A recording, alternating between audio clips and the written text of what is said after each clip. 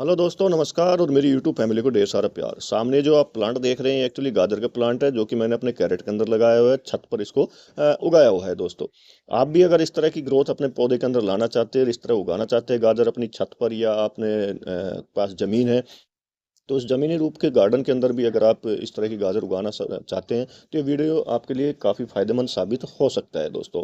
मैं यहाँ बताना चाहूँगा कि मैं ग्रो बैग में भी गाजर उगाता हूँ, कैरेट में भी गाजर उगाता हूँ। ये आप सामने देख रहे हैं, कैरेट के अंदर मेरी ये गाजर के पौधे लगे हुए हैं।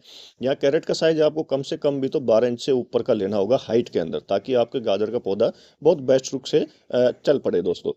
आज के इस वीडियो के अंदर मैं आपको बताने वाला हूं कि गाजर के लिए जो ज़रूरी टिप्स होती है वह भी बताऊंगा। साथ में गाजर की कितनी दूरी पर आपको बुआई करना चाहिए, कौन सा समय होता है, पानी देने की क्या विधि होती है, और इसमें समय समय पर हमें कौन सा खाद डालें, ताकि आप लोग भी जिस तरह मैं अपने टेरिस गार्डन पर इस तरह गाजर का उत्पादन लिए जा रहा हूँ, आप लोग भी उस तरह अपने यहाँ पर ग्रो बैग में, गमलों में, या कैसे भी आप इस तरह से गाजर का उत्पादन कंटिन्यू रूप से दोस्तों ले सकें।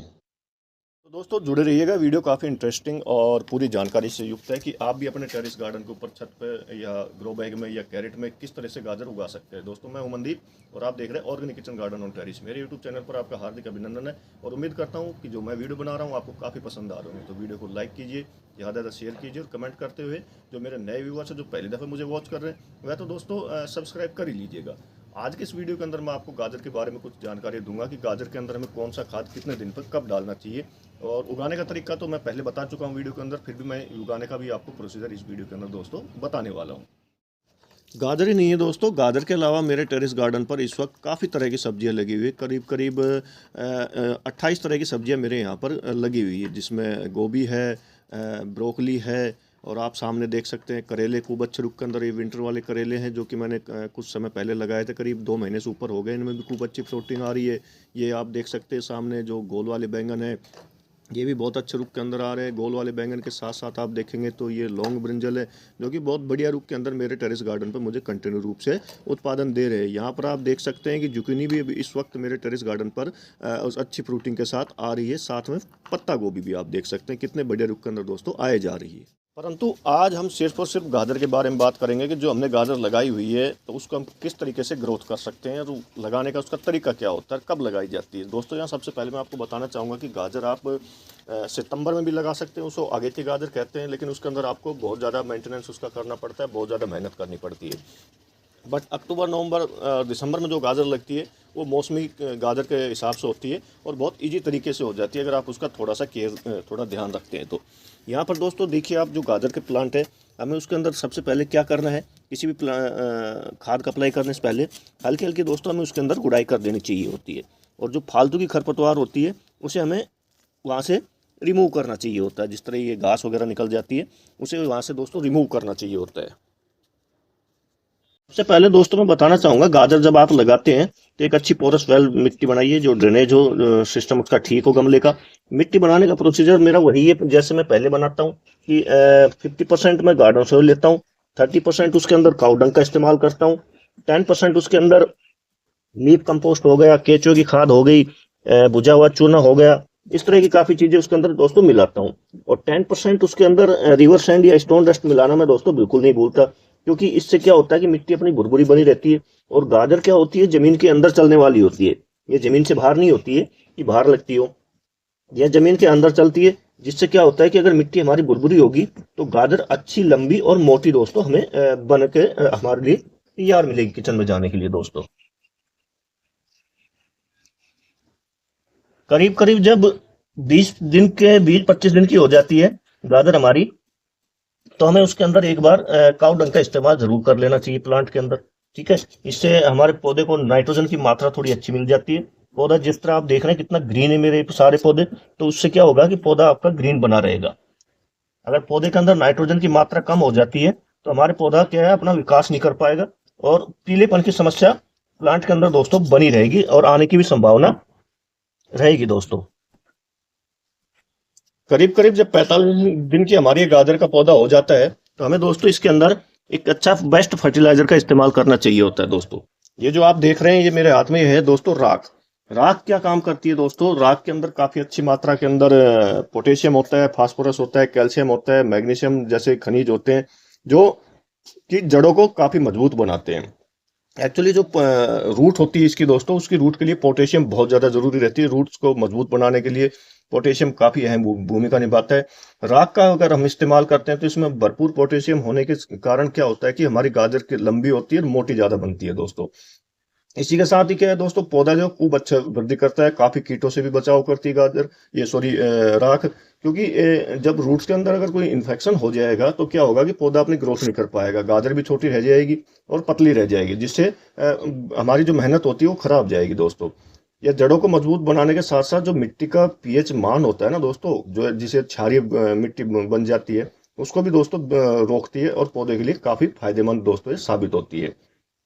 यह पौधों में जो ग्रोथ को बढ़ावा देने के साथ साथ फल और सब्जियां तेजी से लाने की अपनी क्षमता दिखाती है।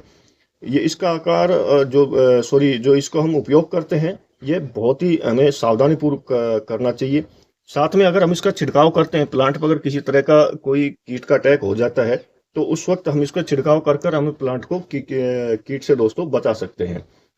यहाँ मैं बताना चाहूँगा आपको दोस्तों कि जो ज़्यादा क्षारीय मिट्टी होती है, ठीक है, अल्कलाइन जैसे मिट्टी होती है, तो उसमें इसका उपयोग बिल्कुल ना करें। राख को सीधे आप पत्तियों पे भी डाल सकते हैं या मिट्टी में मिला सकते हैं।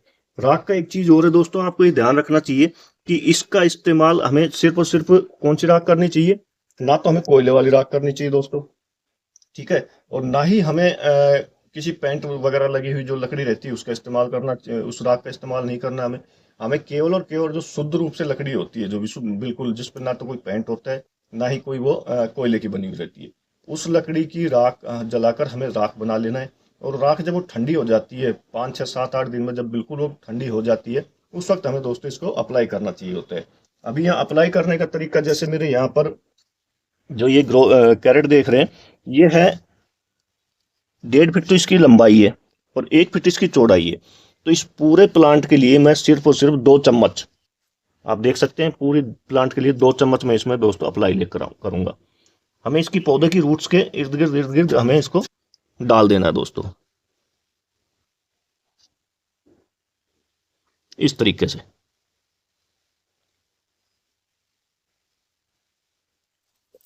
सभी प्लांट में मैं दोस्तों ऐसे ही करूंगा, 2 2 चम्मच के करीब डालूंगा सभी प्लांट में। इन 2 प्लांट में मैं करके दिखा रहा हूँ, क्योंकि बाकी प्लांट में करूंगा तो वीडियो काफी ज्यादा लंबा बन जाएगा दोस्तों। इसी के साथ दोस्तों मैं इसके अंदर एक चीज और मिलाने वाला हूँ, करीब आधी आधी मुट्ठी करीब लेंगे हम इसके अंदर। यह है दोस्तों वर्मी कंपोस्ट।